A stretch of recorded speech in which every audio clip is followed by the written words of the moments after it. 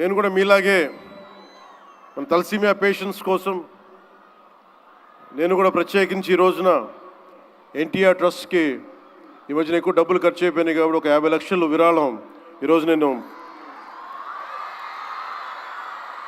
Madam Bhubaneswar గారిని అడిగాను.